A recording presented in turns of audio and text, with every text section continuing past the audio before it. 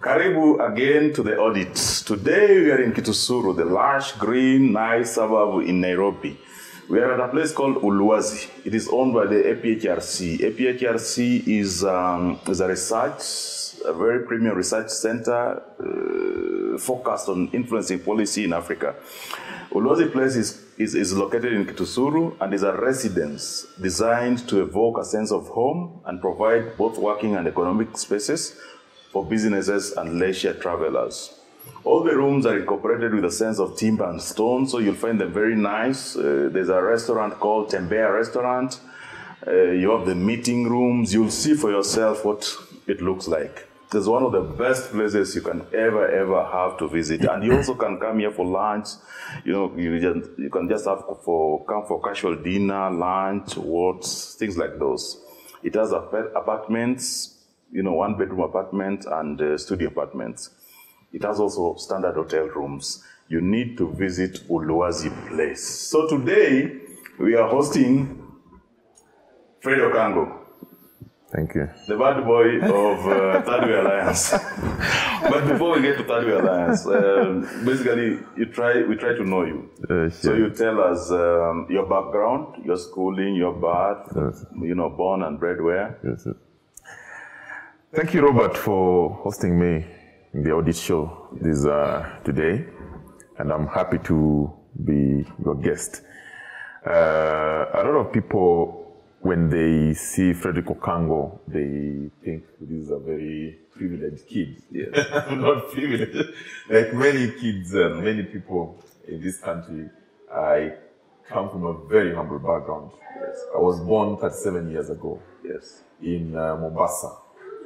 My dad worked for the Kenya Naval Base. Yes. He was a major in the army. Mm-hmm. So I schooled in Mombasa till class 3, class 4. Yes. Then we moved from Mombasa when my dad passed on. Mm-hmm.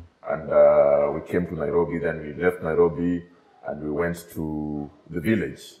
So my village is Homa Bay County. Kabondo Kasipul constituency, Kabondo ward, and in a primary school, yes. Okango village. Yes. That's where I was born. Yeah, okay. That's where my family is. Mm. And I, like many of the young people of this country who have struggled, I went to school through difficulties when we left Mombasa. Mm. I actually, a better part of my schooling after Mombasa, I schooled in the village. In a primary school, I went to Godbert Primary School, I went to Orinde Primary School. Then I went to high school. Interestingly... Three primary schools? Yes, 3 primary schools. So the one you started from class what to... Ranena Primary. Class what to class what? Ranena Primary, I went up to class 7. Mm-hmm. Then Orinde Primary, I did... class 8. But because at Orinde Primary, I started schooling when I was very young. I started schooling when I was 6 years old in Mombasa. Mm. That's when I started my early primary. That's old. What? That's old. No. When I was getting to class 1. Oh, when you're getting to class 1. But the early primary, I was in nursery, at a very early age, because my dad used to take us to the military barracks to see what's happening. Mm. Then at some point, we started staying in the military barracks. Okay. And then I didn't want to stay home. So a lot of times I would just go and buy time at the daycare in the military barracks at the Mtongwe. Mm. So now, come to my class 1, class 2, class 3, class 4. Then I come to the village, running a primary school. Class 6, went all the way to Orinde Primary. Mm-hmm. So at Orinde, I did my class 8. Mm-hmm. But because I wanted, my life all the time, I wanted to go to Alliance High School. Mm. So when I did my first attempt at KCPE, and like many people, I looked at the marks and I was called to a school that I didn't like. How many marks did you get? Those days it was out of 700. Yes. I got 380. Okay. So I didn't like it. Okay. So I said no. You're repeating. I'm repeating. Mm-hmm. So after repeating, I got 467. My uncle was was the headmaster of Onjiko High School then. So this time, Jared Ochieng Owocha. Oh, Jared Ochieng Owocha yes, is my yes, uncle. yes. Actually, is the follow of my dad. Yes. So this time, I'm called to Kanga. Yes. But because we are from a very humble background, you know, we don't have money, and my uncle is the only one now supporting everyone. So I decided, let me just go and school in Onjiko. So I go to Onjiko High School. From which year to? From now I joined Onjiko 2001. Yes. I start my Form 1 admission. I did it all the way to my 4th year. I did my KCSE. Again. From 2003. Yes, 2004. 2004. Yes. I scored a B. All along, I wanted to be a lawyer. So what I do, I look at my scores, and the degree I'm called for during the joint admission is to do sciences. So again, I say no. I'm going to repeat because I was always determined to, you know, get what I wanted. But I didn't repeat in Onjiko because I had the opportunity to go and do whatever I was called for, but I repeated in Kanyawanga now, where again my uncle, another uncle, was Oluoch, yes, was the principal. So if you look at my life that time, Robert, I was depending on help from relatives. Yes. That's why I have the opportunity to go to the best schools, but because I don't have the money, I go and repeat school where there's a relative so that I'm not just for school fee. Yes. So yeah, again I score a B+. Yeah. Then I'm called to the university, Maseno. Yeah. To go and do biochemistry. Yes. I look at the degree I'm going to do. I like it and I don't like it. So I said, no problem. I'm admitted at Maseno University. I do my degree. I graduate 2008 November. After graduation, I said, I'm not going to stay at home again. I'm going to the city. You're not going to stay in the village. I'm not going to stay in the village. I'm going to the city. So the first job I got, actually I got it before my graduation, Robert. There was an advert in the newspaper in The Nation. They were looking for educational advisors. Oxford University Press. I think it's still at Upper Hill. Yeah, OUP, yeah. So I go there, I apply, and then I'm called. By this time I've applied, I'm not in Nairobi. I'm still in Kisumu. So I come to Nairobi, I go straight to Upper Hill. I used to stay with my cousin called Robert Obat. Yeah. Robert Obat comes from Nyando. Yes. Aero. Actually, he comes from just next to Aero Junction. So I stayed with him in Kasarani. He used to work, I think he still worked with the EABL. He was one of the managers of the EABL at that time. So he worked there for some time. We stayed with him, we are tarmacking. Then I report to Oxford University Press. I lied to the Oxford University Press that I know how to ride a motorbike and I can drive a vehicle because the qualification. What was the job? The job was you visit high schools and primary school, you display books, you discuss with teachers about curriculum, and you advise them to buy Oxford University Press publications. That was the job. So the only qualification that you needed to have, you're a university graduate. Here I've just graduated. Then you must have a driving license, or you must know how to ride a motorcycle, or you must know how to drive a car. But I said, yeah, I know all these things. So I come, I don't have a driver's license, but I need the job, Robert. So I tell them, by the way, I forgot my driving license at home, but I can bring it when I'll be inducted. And they say, it's okay, fine. You're a graduate, you qualify. I fill the papers. Then I'm going back home with an appointment letter. I'm earning 36,500 shillings that time. On my way to Kasarani, I used to stay, I'm thinking, how do I get the driver's license like yesterday? So I tell my cousin, Robert, that I've gotten a job, but the qualification you have to get a driver. Then he laughs at me and says, boss, you can't make it. You can't make it. Then I can imagine the Robert laughing. You're losing your job. Because I know Robert. Yes. So I can imagine him laughing. Yeah, he laughs Yes. hysterically. So what happens, I go to Kasarani International, the stadium. Yeah, the stadium. So there are people with border there. So I'm taught how to ride in 3 days. Robert, I knew how to ride a motorcycle in 3 days. Yeah. So I took leave for 5 days that I'm trying to organize myself, saying where I'm staying so that I come. By the time I was coming, at least I could park on a motorcycle.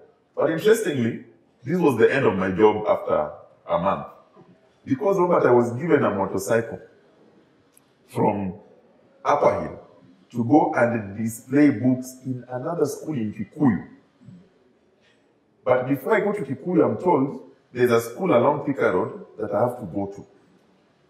Those days, this superhighway that you see on the Thika superhighway was not there. It was the other road, it was not a dual. Yes.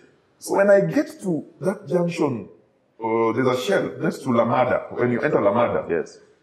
there used to be these buses called Paradiso. So as I ride towards Thika Road, or the other side going towards Thika, this bus hoots at me. And you know, I'm not used to Yes. riding. You're Remember, still new. You're still new. I just Still did this afraid, in yeah. 3 days ago. Yes. I'm on this big Yamaha that was Motorbike. given to me by the employer, Oxford University Press. Yes. That sound of the car and the hoot, The I hoot. fell off the road and accident. You had a very serious accident. Yes. So, You didn't luckily, break. I didn't get break. hurt, but it was minor injury. Yeah. I called the office.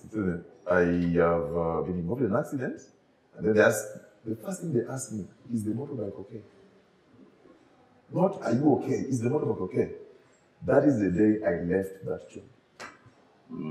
In fact, I went to there's a clinic, AAR next there, Yeah. at the Resambo roundabout. Yes. Yes. I got ticket, they came for their motorbike, and I resigned. I forgot that I'd applied for a job as a graduate trainee, KCB. Yes. 3 days later, I'm called for an interview. I start my job. Again, Robert, as I do this job, that is now around 2008 towards the end. I'm put as a teller. These stranger foreigners who used to come to the country. So I exchange dollars for the Kenya shillings. For some reason, there's a problem, I give more. Then I'm told, now, Chief, we have to deduct this in your salary. And at that time, I'm earning 42,000. I resigned. I just resigned. I had forgotten at that time, I had applied for another job as a management trainee, Nation Media Group. I got the job as an executive, business executive. So I worked for Nation in advertising for a very long time. Now, Nation was very good. I liked it. In fact, at this time, I've forgotten even what I studied in the university. I'm now doing media. I'm doing. You left biochemistry. Yes, it's fact. I'm just doing my own things. But the qualification was undergrad. At Nation, I was very ambitious. And at the advertising, we were making a lot of money as sales agents for the media, you know. Then, When Nation was still Nation. when Nation was still Nation, those days. Then, Robert, something happened. There was a migration in the media. Yes. So one of my colleagues tells me, Okango, we have to grow. We have worked here for long, we have to grow. There's an opportunity standard. Apply as a manager. Interestingly, our HR manager at that time is moving to Nation. To Standard. To Standard, sorry. He's moving to Standard. At that time, Sam Shole, who was also one of the executives at the Nation Media Group, but in Tanzania, I think Uganda, is moving to To Standard also as the MD. as the CEO. Yes. We move. with all of us and another friend of mine called Kirui, Fred Kirui. We moved as managers. We get to Standard, we settle, we start bringing in the revenue, we do what we do best. So I worked there for, Nation I was there for, from 2009, April 20th when I was employed, to 13th February 2013. When I left, then I went to Standard Group from 13th February 2013 all the way to early 2017 when I officially resigned. And I think you did my story under the circumstances I resigned. It was very interesting. And I call it 5 years of terror when we could agree because I was already engaged in politics and they didn't like the fact that I am engaged in politics. But that's not the case. They brought an issue of, redundancy, all these things, but the target was that this gentleman is a politician. So that's how I started my political journey. Oh, okay. Yes. So you go to politics, you start with which party? So at Nation, of course, we are still in court with them. At Standard, we are still in court with them. Up to now? Up to now, there are a lot of issues pending some of my pays. A lot of issues. I took them to court. It was... and did you guys go to court? Immediately, 2017. Yes, immediately. 4 years later, you... there have been issues with the employment courts, as you are aware. So okay. The judges, but we hope it's something we will solve. Will resolve, yeah. Now, Robert, while I was still at Standard, as Nation, at Standard Group, sorry, I went back to school and to do my secondary degree. While I was doing all these things, at the side, Robert, I was also always engaged in politics. So one of the people we started the party with called me when he was in Liberia, Antonio Kango. That's Ekoro called. Yes, you remember this time when Baba while you're away. Yes. Yeah, so we just moved to, Standard Baba while you're away, and I was a very strong supporter of Raila Odinga. Yes. And he's still my friend up to now. Like everybody else. Yes, he's still my friend up to now. So we decided, so he tells me on Twitter, I didn't have his number, he tells me on Twitter on the DM that Omera, why don't we start a journey, a path on another, outfit, other than the mainstream politicians, the Accord and the Jubilee then. Then I look at it and say, but hey, I think it's a good idea. So we keep talking, long story short, he comes back, we start engaging properly on how we can convene a third way. So the third way was about the middle way that was passing in between the extreme called extreme Jubilee. So that's how we managed to come together. People already there, he had another team that he had assembled, and we start working. So my job was to coordinate all the media activities for him and the party, and we give ourselves titles, director of this, director of this. The party has not been reached at that time, still a movement. Yeah. So people say these guys are jokers. We did what we did, and to cut the story short, the party is registered. But after a very long struggle, 6 months to 2017 election, we had a problem. So we say, guys, we either run in this party or the party collapses. It is our party. So we say, you go and run.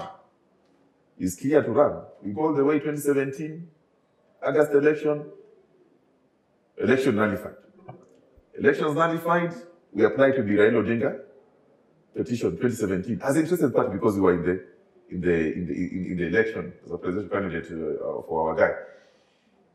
We do an audit, and in the audit, our audit report is filed in court, and it reveals that there were irregularities and illegalities.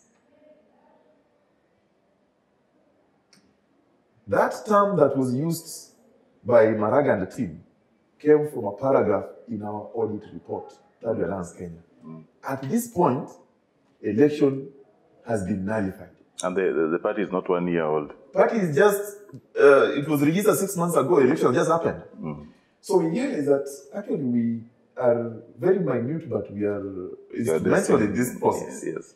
So, at the Supreme Court, Raila Odinga comes, Wetangula, Orengo, and initially they had a problem with us being enjoined because they thought, you know, these guys are here. Because initially, Robert, for the nuisance value. Yes, for the nuisance value. And initially we were called NASA B.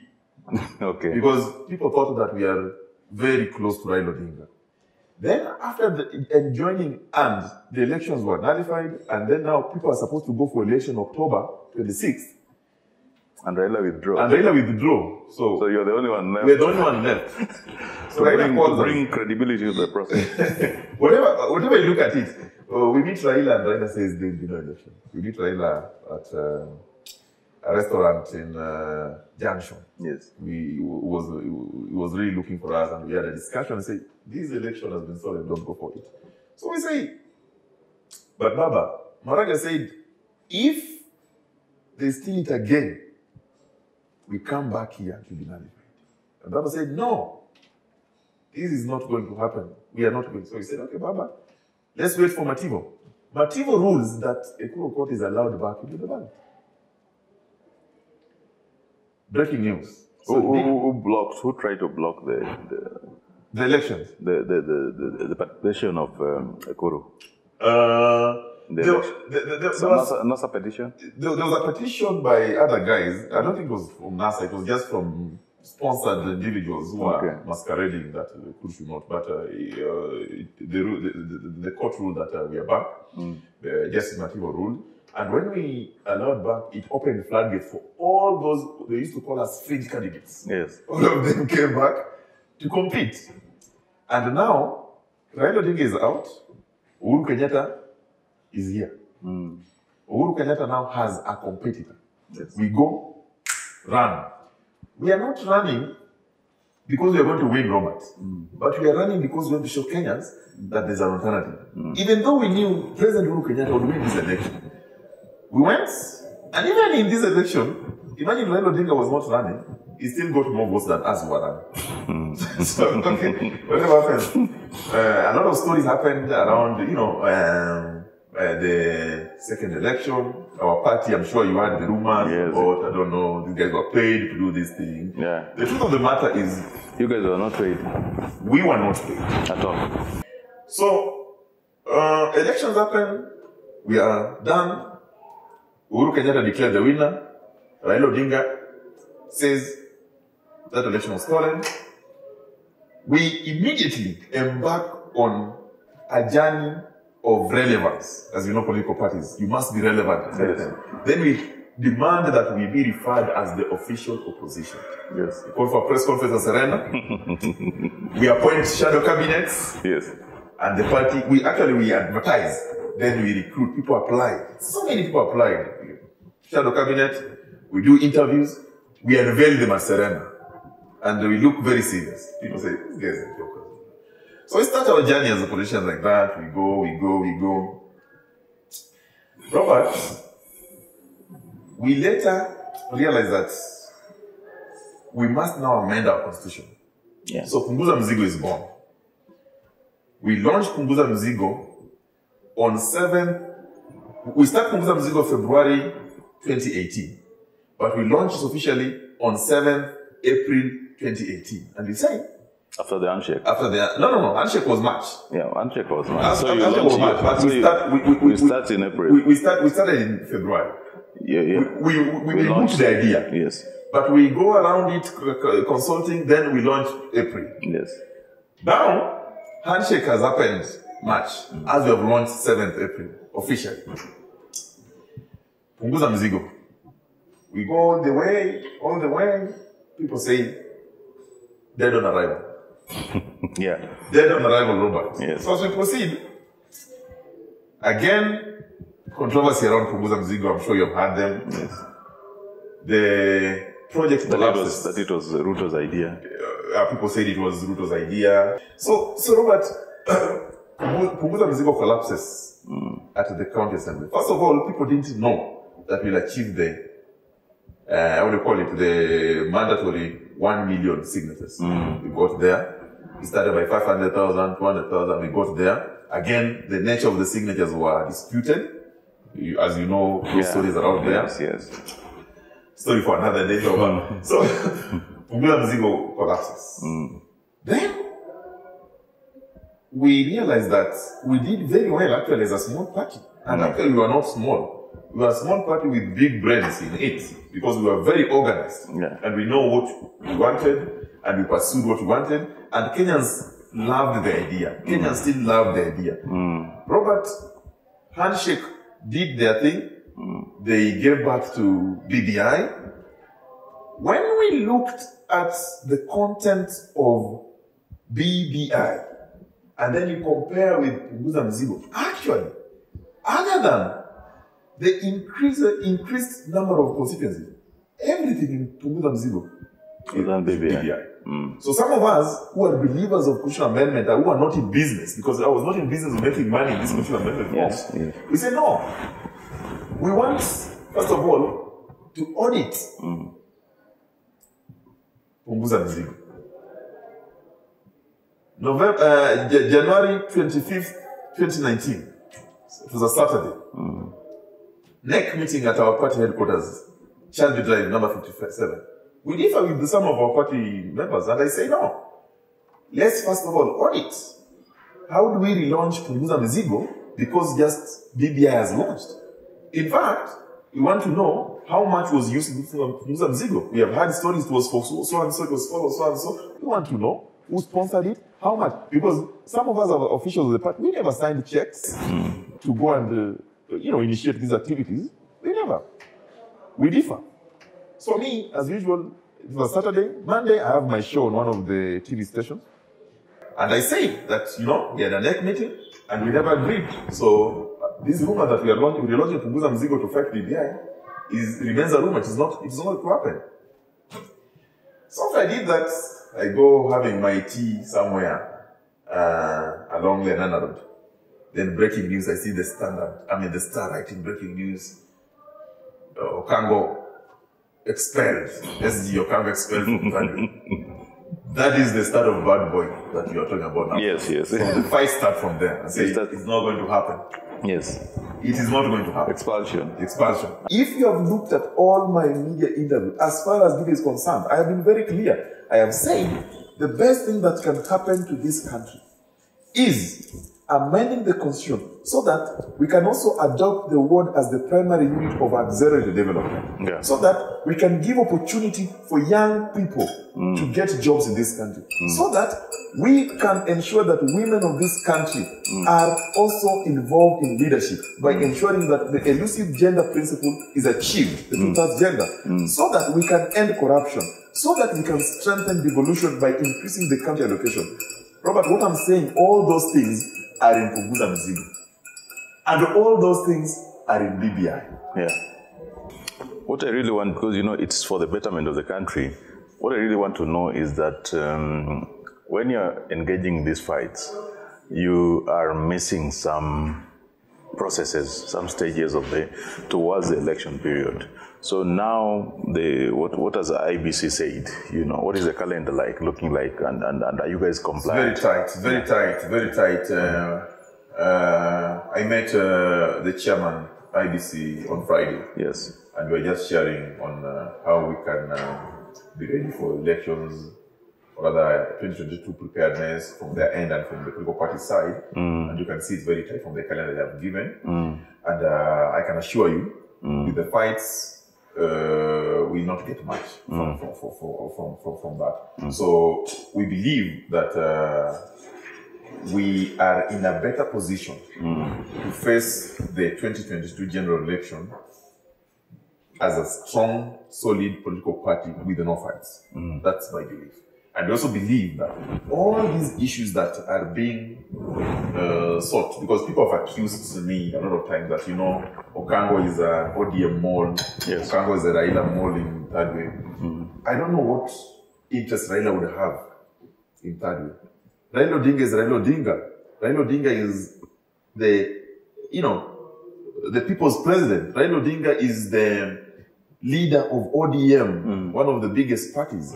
And he would not have any interest in our party. The only interest you would have interest in people of Kenya, that we want to make this country better. And we would ask all the political parties to work with other parties to make it better. That is the interest that you would have. But when people say that, Okango is an ODM mole because I'm a Luo, that is profiling. Assuming I was a Kikuyu, would they say that it is Uhuru who has interest in our party? I don't know. So, Robert, there are so many issues that happen. We have been called names. We have been called, rent seekers. While they also, when you call others rent seekers, then could be others are mortgage seekers. If you follow the history of 2017 all the way to Punguza Mzigo. But we don't want to go there. What we want, and I can assure the viewers, that this party is stronger than ever. Even with the challenges. How many membership do you have?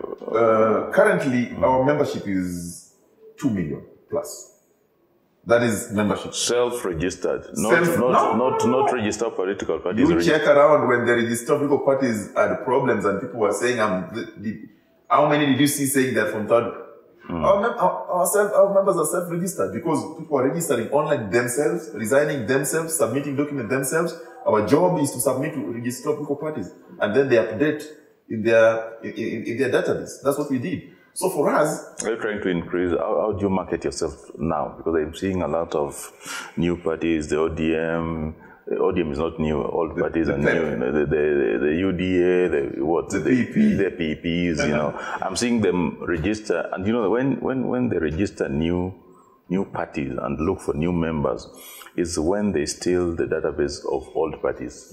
They steal the membership of the old parties because what they do is that they know.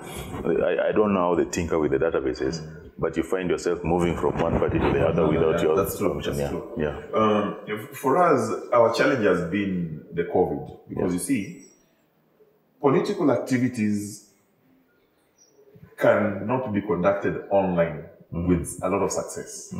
They are activation based. Yes. They require activity on the ground. But since March 2019, remember, was it 2019 or 2020? 2019, 2020, sorry. We have had issues with the pandemic and we have not been able to actually engage in political activities, just like many other parties. To that extent, we have had a problem of registration of members. Number two, people will always shy away from political parties that have chaos. When they see infight every time they read the news, start with this, start with this, start with fight, they will not be attracted. And that's why we want to assure Kenyans, we want to assure our supporters that the internal wrangles are not anything bigger that will stop you. They are issues that are coming from differences in opinion and perspective. And we have a perspective. You have your own perspective, my own perspective. What we have not managed to do is to synchronize our perspective and agree that we can also agree to disagree. The ego that has been displayed, the chest thumping that has been displayed, is not going to take us anywhere. We want to ask the public that as we approach 2022, the party to watch is Stadio Alliance Kenya, because these are party that has demonstrated that it has the heart of Kenyans, that it has the will to do the right thing, and it has demonstrated that in this journey of political life, the only thing that we need Kenyans on our side. And we have been with Kenyans right from proposal. And so are you going to field the presidential candidate, or are you going to field you have not clearly indicated the various key constituencies in this? I can assure you, Robert, we shall field like any other party, because politics is about acquiring power. MCA all the way. On the issue of presidential candidates, the National Executive Committee will make a decision. Yeah, okay. That decision has been made. And particularly because of what is happening now, even though our constitution says that the party leader shall lead the party into the next election, that's what our constitution says, but you see, we have a problem with the party leadership now. So it is a decision that the NEC will make. When we arrive there, if things are okay, we shall cross it. But when we arrive there and things are not okay, that bridge shall be mended first. The issue of the 6 judges, the issue of the BBI, I don't know what your viewpoint is on that, especially the issue of the president not appointing the 6 judges. And then looking up at the BBI and the proposed changes, it looks like time is also not on the side of the proposers, and IBC has pronounced itself and said that we might not be able to change the constitution. We might not be able to change the boundaries, to review the boundaries before the next election. What do you think? What do you think needs to happen? Well, Robert, this is an issue that is under active judicial review, and I'm sure it's starting on 29. We had the the management process at the time. I wouldn't really want to dwell much in it so that I don't sound like I'm trying to influence or interfere with a matter before a court of law, but there are certain facts that you cannot avoid around it. The facts are as follows. The process of amending the constitution lies with the people of Kenya. If the people of Kenya want to amend this constitution, they'll amend it. Yes. If they don't want, they'll not amend it. We have seen a situation where Kenyans have demonstrated that they want the constitution amendment. And that's why us as a party, Third Alliance Kenya, we proposed the issues, the 15 issues for amendment, and people loved them. It means people want to amend them. BBI proposed certain issues, people loved them. And those issues are more or less the same other than a few or two. And it's a negotiation anyway. Number two, I think, in my own view, that Kenyans still have an opportunity to get it right. Yes. Post the Court of Appeal. They still have an opportunity to get it right. Yeah. They have an opportunity because the timelines for a popular initiative are not as strict as the timelines for parliamentary initiative, where you have got 90 days, first reading, second reading. They're not. But for a popular initiative that has gone beyond the signature stage, the county assembly stage, and the bicameral house stage, and now the bill is now going to the president so that they can announce a 90-day period for IBC to conduct referendum, they still have an opportunity. That, we'll talk about it post Court of Appeal.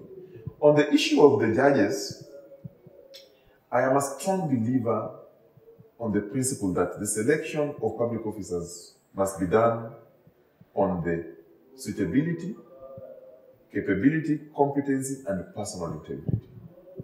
That is my belief. Yeah. Because that is the guiding principle in appointing public officers. And the JSC did a very good job. They selected the judges based on the assessment of their suitability, capability, and personal integrity. But remember, the President of the Republic of Kenya also receives reports, extra intelligence reports. And he has told Kenyans that there are certain judges that he has a reason why he did not appoint. I think the only solution should be a conversation between the two arms, the executive and the judiciary. And I'm glad that we have a CJ today who, during her interview, promised Kenyans that she will employ dialogue as a tool of management. This is the time. This is the time. So, again, that is a matter that I saw the other day is before court. There are orders barring the executive from revealing, the issues that are surrounding these judges, if any. How is the president going to tell Kenyans because judiciary is an interested party here. Yes, it is. It's an interested party in this matter. And the things I find hard to deal with is that now the president has resolved not to appoint the 6. But these 6 are still serving judges. And what is happening is now not even the matters before the 6. People might call for a review if they don't get fair judgment or if they don't get favorable judgment, and say that there are integrity issues on this surrounding this. Yes, these judges, so they cannot handle my matter, and they might be called to recuse themselves. I don't know what you think the judiciary needs to do with the 6 judges. Robert, JSC, Yes. in their own motion, they can move a motion to investigate the conduct of the accused judges. Yes. If indeed there's something, then they can look at that. It is within their mandate to look at that. They have the power to do that. The president also can form a commission inquiry to look into that. So for me, I don't see any problem. In fact, my only worry is that in the absence of adequate number of judges to look into the issues of Kenyans in courts, then it is the Kenyans that will suffer. It's not the judiciary, it's not the executive. So I'm sure the president, in his wisdom, where he's sitting, he knows very well that while this is happening, we also need to ensure that the courts are adequately staffed, they are adequately financed, they are adequately resourced to do this. I'm sure that's happened. And I'm sure the Chief Justice, where she's sitting, she knows that. And that's when I read Chief Justice's letter to the president, she said that it is in the interest of Kenyans and the judiciary for the president to appoint the 6 judges. You see, that calls for a discussion between the two arms. People have put condition that the president must do this, he has no option. Well, that could be true, but also, we also have to understand, where is the president coming from? I don't think he woke up one day and said, no, I don't like the face of this judge, the face of this judge, because people have been saying, no, it is BBI that they ruled against, that's why. I don't think I've seen judges who have been appointed, and they recently ruled against the appointments that the president made, especially the parastatal chiefs. They ruled against them. So I think that we have an opportunity as a country, the president has an opportunity, the judiciary have an opportunity to make things work through that. I would encourage, as a politician and a leader, I would encourage that we embrace dialogue more than chestnut. Sometimes courts are not the solution to everything. Because when you go to court, the court will follow its process. And those processes are tedious. It will slow you down, and then you realize it is also expensive. So for me, I would encourage that the issue of 6 judges be relooked at in a sober manner. Both parties have a case of why they want it the way they want it. Kenyans have a case of why they want it the way they want it. So it is in my place as a Kenyan who also believes in justice that the two arms of government try and work it out. You know, it's like a marriage, Robert. When you're fighting with your partner, the more you fight, the more you spoil the relationship. Yes. So I don't see why the judiciary should fight with the executive. That's a sustained fight.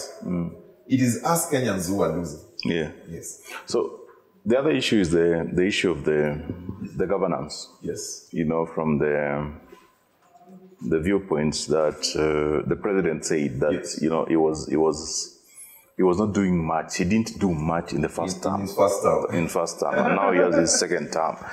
And also the president has indicated severally, you know, first he said that he cannot allow anybody who is corrupt to be a leader of this country, and you can see with the kind of appointments he made in the DPP's office, and also with the security services involved in the investigation of the corruption cases, and even the influence he put much pressure to reconstitute EACC. But then coming with that, the performance of the president in the second term, the last 3-4 years, you know, and vis-a-vis the first 5 years, how do you rate the president? How do you rate the Jubilee government? I'll be very honest with you, Robert. You know, this government of President Uhuru Kenyatta was called Uhuru Ruto in 2013. And they said they are going to be the digital government that will ensure that they do things differently from other governments that have been seen before. They went into an election, they won the election. The court actually pronounced them. IBC pronounced them, and then the court confirmed that they won. And people moved on.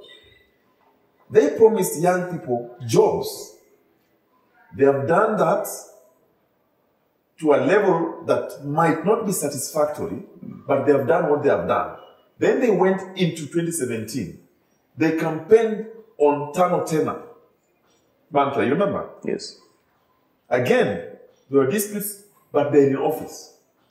I have seen a different Uhuru Kenyatta in 2017 coming all the way to today, unlike the Uhuru Kenyatta I saw in 2013. This country is for all of us. And the president, as a symbol of national unity, as envisioned in the Constitution of Kenya 2010, has got a duty to unite this country, not only through talk, but also through development projects. Robert, in the recent past, you have seen infrastructure development that are happening in various parts of the country. Nyanza included, Central Kenya included, Eastern included, Northeastern included, Lamu, Coastal, you have seen that. Those infrastructure projects means that the unity that the president is required to do through infrastructure development is now happening. I never saw that in 2013. So I agree with the president. When he tells us that in my second term, I have actually managed to do more, as a Kenyan who lives in this country, the only more I can talk about is the more I see, not the more I read. The more I see, I have seen an expressway being constructed just down the road. Wayaki, you have seen it. I have seen the Lamu port. I have seen the Kisumu port. I have seen the Kisumu Stadium. I have seen the over 10,000 kilometers of road connection. I have seen the revival of the agriculture in various parts of the country. I have seen the political unity that brought stabilization in this country. When people said IBC must go, when people said Uhuru is not the president, when people demanded the demonstrations, Machozi Monday, remember? Today, we are seated here doing this interview because of political stability. When the president says he has done more, I agree with him. However, Robert, the president has also told us that theft of public money has also been rampant in his government. This is a president who has confessed and said, you know what, I'm running this government, I'm doing everything I can, but there are also people within my government who are thieves. And the president said, we must kick them out. We must subject them to the rule of law. We must recover the money that has been lost. Look at the asset recovery, what they are doing. They have recovered lost money. Some of those money were lost during his first term. They are being recovered now. Buildings that were acquired illegally are now being taken over by asset recovery team because the president is now working. And I must congratulate him for admitting that there is indeed a problem. The other day, the president said that it appears that over 2 billion is lost every day. I cannot dispute that because while the president used it in, metaphorically, but if you quantify, look at the Aurora and Kimwarel, the 67 billion. If you quantify and do it pro rata, then look at the KPLC, look at the Kenya Power Lighting Company, look at the Kenya Pipeline, look at the National Cereal and Produce Board, look at the NYS 1 and 2, look at the Youth Fund. Robert, that amount is in billions, and if you pro rata it, actually we lose 2 billion per day. And I agree with the president. So for me, the help that the president has gotten by working with his perceived political enemy has helped this country more than it was when he was working with his real allies politically. It is true that people were taken to court. For the first time, Robert, we saw governors being handcuffed and being driven in a siren to court to answer to charges of theft of public money. We saw for the first time senior government officials are being told to step aside. Yeah. We saw that. And they've removed governors. Yes. There are governors who have gone home on the account of theft of public money. We have seen that. So for me, I would encourage the president to speak the truth all the time as he has done. When there's a problem, say it. He has said his interest is to ensure that this country remains united post his tenure, people have misconstrued it and think he wants to remain in power. The Constitution of Kenya, Article 142, says that a person shall not serve as a president for more than 2 terms. President Uhuru Kenyatta is serving his last term. He will go home. He will retire. He will be the happiest to be with his grandchildren. I'm told today he's a grandfather. He will be the happiest. He will be the happiest to go and play golf. He will be the happiest to watch news and see how other people run the country. He will not want to come and stay in power. He's not a dictator, as people call him. But we must also accept that while he was in power, there are people who managed to bring him down through theft, through corruption, through bribery, through tribalism. It is in the public domain. So that is what we want to fix. And that's why, Robert, some of us as young leaders, we are saying, the future of this country is not only with the current leadership, but it's also with the young leadership, me, you, and them. And what do we need to do? We don't need to associate ourselves with political parties anymore, but we must associate ourselves with ideologies. If there's an ideology that is being propagated by a certain sector, the business community, that they believe that we must now conduct our politics by meaning business, the way Polycarp gathered things, then that is a good ideology, because you must now look at politics as a business, where you don't make losses but make profits through giving services to the people of Kenya everywhere, as envisioned Article 6. Now, the challenge will be, how do we get involved and how do we arrive at that stage? Yes. That is the only challenge. And as you know, Robert, because I also know you are a leader and you have done so much, I've seen what you do in Nyando, we must go out and reach out. The president has reached out to so many people.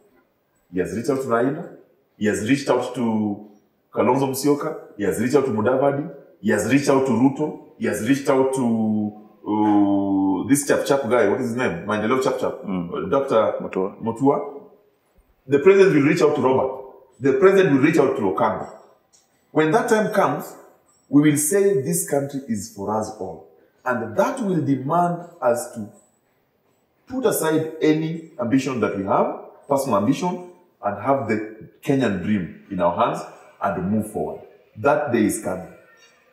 And when it comes, you will separate the corrupt from the righteous. You will separate those who believe in this country, those who believe that this country must now start development from the grassroots. People have talked about, Robert, bottoms up. Let me tell you, there is no greater bottoms up approach than what Punguza Mizigo envisions, other than what BBI envisions, because there's one thing. The Punguza Mizigo said that so that we develop this country and industrialize it, we must adopt the word as the primary unit of accelerated development. So that when you wake up in the village Nyando, your child walks across the road to get a school, modern school just like the one in Nairobi, walks across the road to get hospital, walks across the road to get water, there's electricity and infrastructure. And the BBI team also came and said, we are now going to also use the word as a developmental unit. The same thing.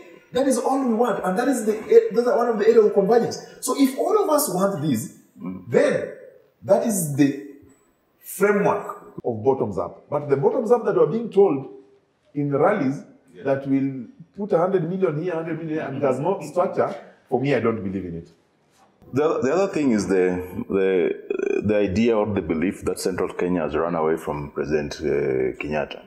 Do you think Central Kenya has run away from President Kenyatta? Do you believe that that Ruto has actually taken over Central Kenya? You know, politicians have got a way of self-entitlement. I've seen how politicians behave, that this is my backyard, this is my territory, I control these people. You cannot control human beings with brains. Central Kenya are people who are sure of what they want. There are Kenyans who know that their businesses will be better in whose hands. There are Kenyans who know that their investments will be better under whose presidency. They know that. And in fact, President Kenyatta is an outgoing president. But that will come on the Tuesday of 9th August 2022, when officially we shall have elected a new president. For now, by the mere fact that President Kenyatta is the president and is a leader from central Kenya, you cannot take it away from him that is the leader of the Mount Kenya region. Because they voted for him man to man. But you know, when you are an outgoing president, not even president, when you are an incumbent who is finishing, you are likely to have problems with people who think that you have not done this, you have not done this, and you cannot satisfy everybody.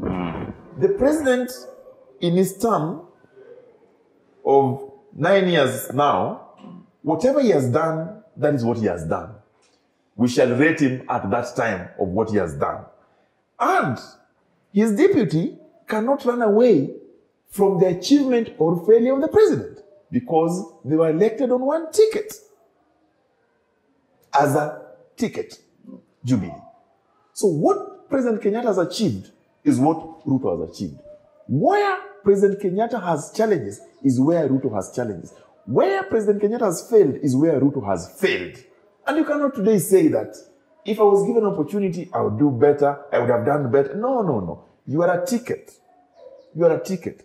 And therefore, to say that today Ruto has the majority of central Kenya, while he's still in the same government, then it is also to say that Jubilee has the majority from central Kenya. Because they are one thing.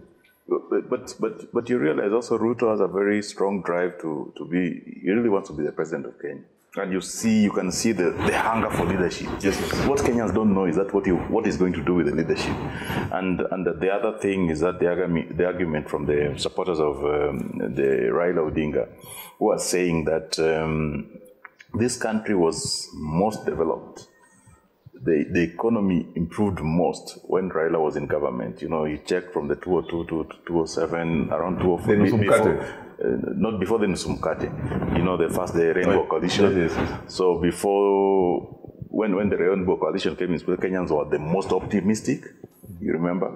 And after the post-election violence of the 2007-2008, then again the economy improved the most when Raila was in presidency. Then, you know, check on the housing and the infrastructural sector. There are people who argue that maybe Raila's is the Midas touch, which the government needs. How do you rate the development? And you know, the third thing which comes into the question, the same question, is that when the president said that he sees beyond two tribes ruling this country, what do you think? Yeah, when the president was at it's called Malulu. Yes. During the burial of Honorable Musalia Mudavadi's mom, I think that politically, from history, there are two tribes that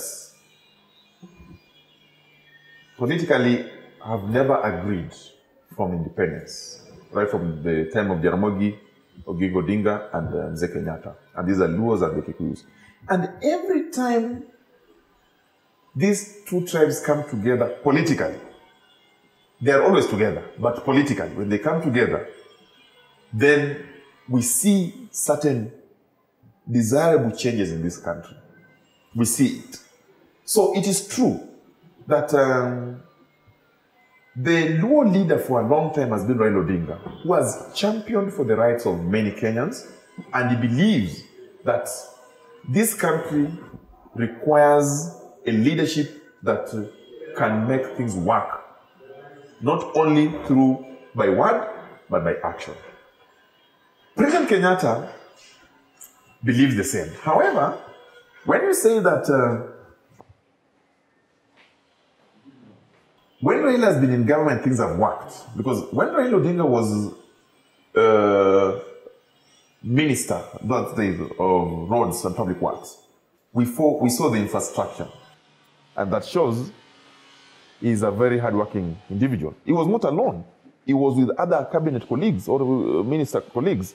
Ruto was there, Henry Kosgei was there, Sally Kosgei was there, many and the other leaders from the central Kenya. So they did this thing together, and that was Kenya. Then you saw again in the coalition government when Raila Odinga was the prime minister. What happened? In fact, if you look at our growth rate at that time, it was faster than compared to today because there was less politics after the coalition. The antagonists had been brought together and people were moving forward, particularly the second term of Kibaki. You remember? Then you saw just a small bit of it when Uhuru Kenyatta shook hands with Raila. Again, you have seen what is happening.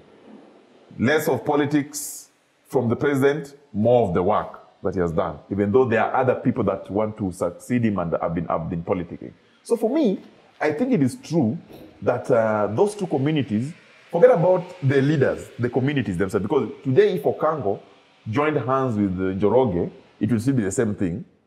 We are perceived to be rivals, but it will be the same thing. So it's not about Raila Odinga, it's not about Uhuru Kenyatta, it's about the community.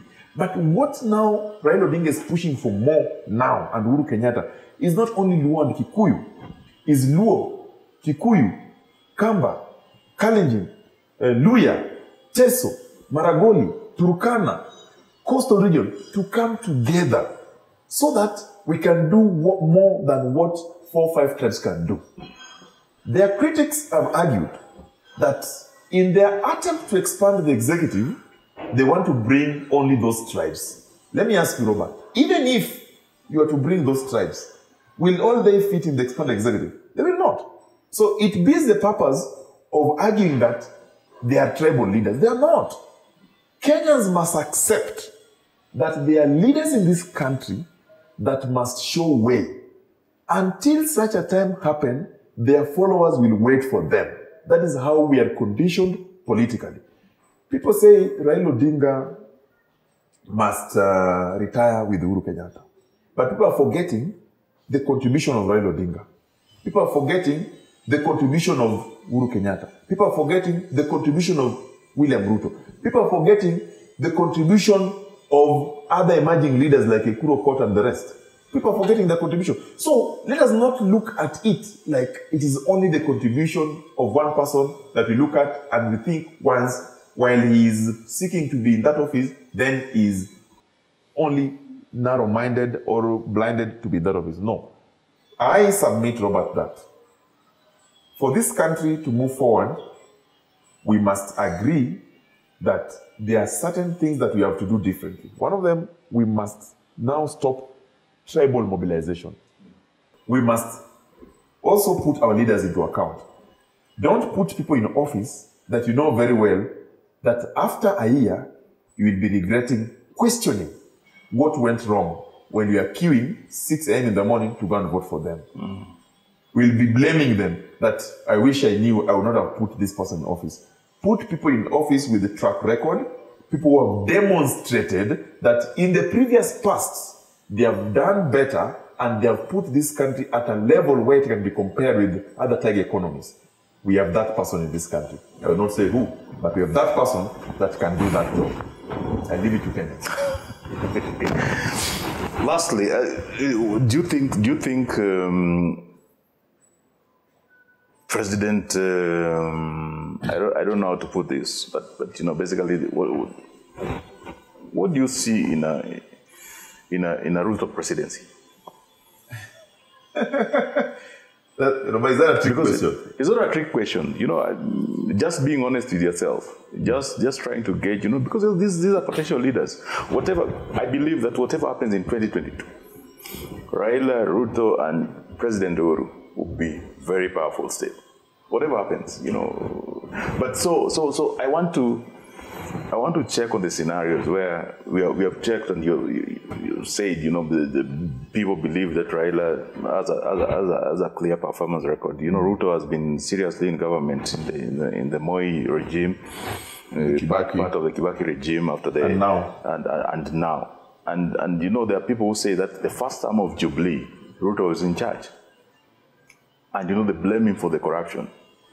A lot of corruption cases were brought against his lieutenant. None was brought against him personally.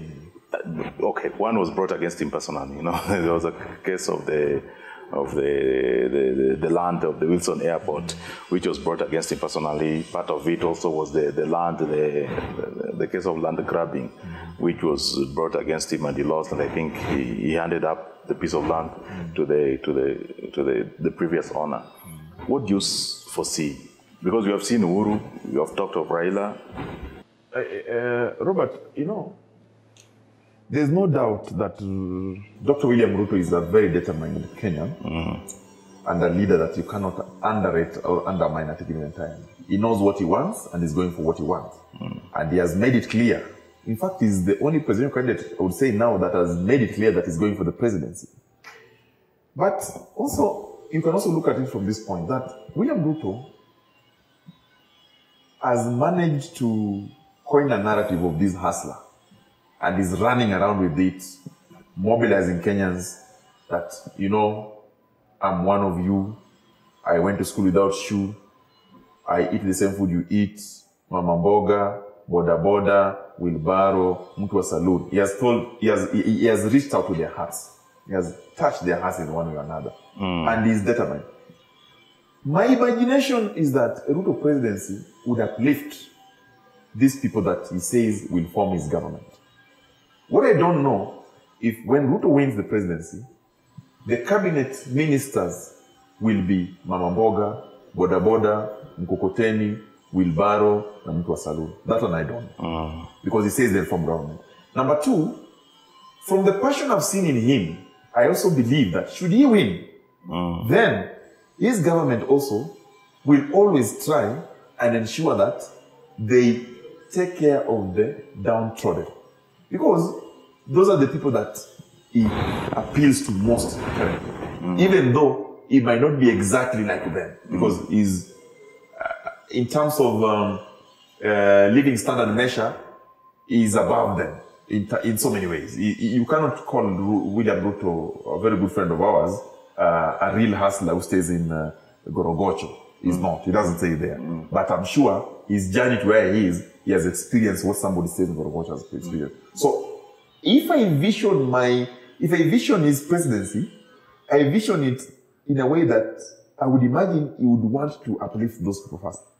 Then, the question is, if all presidential candidates would want to uplift the very low, and that's why the proponents of the Constitutional Amendment Bill 2020 says that let's adopt the ward as the primary unit of auxiliary development, then it means the lowest people in our societies are in the villages and in the wards where development has never been seen. Those are the people who want to uplift first. Then it's true that everyone who wants to be a leader, particularly president in this country, want to do the same thing. Then Ruto's presidency will not be very much different from Raila Odinga's, from who else? Mudavadi's, from Kalonzo's, from Robert Alai's. It will not be very different.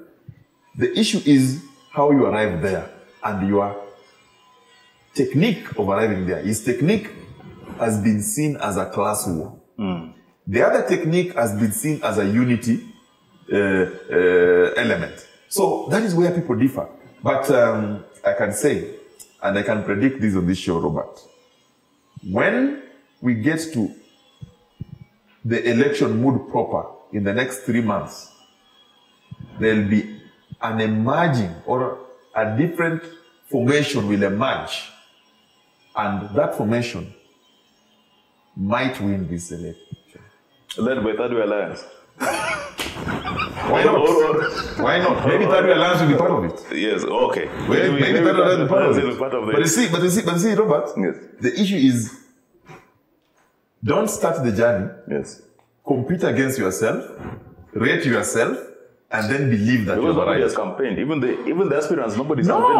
No one has. Yeah, In fact, because nobody's certain even of the election date. that is the thing. No one, in fact, Dr. William Ruto for a very long time has been the only man on the podium. When the other men arrive at that podium, then we'll start gauging whether Dr. Ruto will win or not. But for now, give it to him. He has managed to coin a narrative that majority of people are associating with.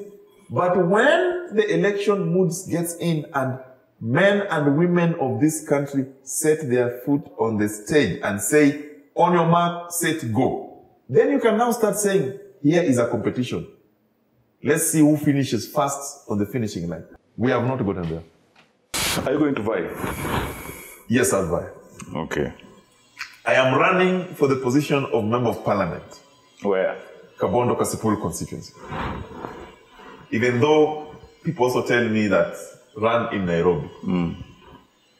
I've had a lot of You're not the party leader of Third Alliance. I'm not the party leader. Who is the acting party leader? Because the party leader has been suspended or expelled. The acting party leader is Miruru Waweru, who is also the chairman of the party leader. But has he not moved with the camp of... that is normal in politics. He has moved that side, and as I said, we'll put ours in order. We'll sort all these messes. At the end of the day, we are friends. We only differ politically, ideologically, but these are things that we'll sort. And I wish that we sort these things as soon as possible and move forward. Do you believe that more young people need to get themselves involved in politics? I am convinced, Robert Alai, more than ever, that if there's an opportunity that the young people have been waiting for the rest of their lives to be in leadership, is the opportunity that is coming in 2022. That opportunity that is coming in 2022 has given us a way. Because look at the people who have been there before us. If you look at their lives, they'll not be there forever. In fact, they'll be transitioning. If we don't get into leadership today, they will blame ourselves. My young two daughters will ask me, where were you when people were trying to help this country so that we don't get into the debt ceilings of trillions? Where were you when young people were putting their voice out to stop theft of public money, aka corruption? Where were you when the young people wanted the women to be included in leadership so that we, once and for all, ensure that we achieve the elusive to that gender principle? Where were you when we wanted to strengthen devolution so that we don't depend on only private schools, but we empower public schools by ensuring that we model them and they're all over in the wards and the villages so that education equals all of us? Where were you when people didn't have water, electricity, and food in the villages, but you were politicking? What did you do that is not right that you want to do now? That means, Robert, me, you, and many out there must get into leadership today and now. They have told us you're the leaders of tomorrow. Tomorrow never came. They have told us we're the leaders of today. Today never came. We are telling them we're the leaders of now because now has arrived. Interesting. And also I believe that, it's always very easy for young people and the young in age and also young, not well-resourced politicians to get into politics when a regime changes. Yes. When you are changing from Moi to Kibaki, when you're changing from Kibaki to Kenyatta, and now when you're changing from Kenyatta to the next president. So I believe that's the threshold where, it's very easy to get into politics. But it's very interesting. Thank you for coming. Thank you. Thank you for coming to the show. Like we said, we were at the Oluwazi Place, located in Kitusuru. If you don't know where Kitusuru is in Nairobi, please just Google up. It's owned by the APHRC. It is one of the best facilities you can come, spend your night eating, or just have a family outing. Please come to the Uluwazi Place. This has been The Audit. Asanteni sana.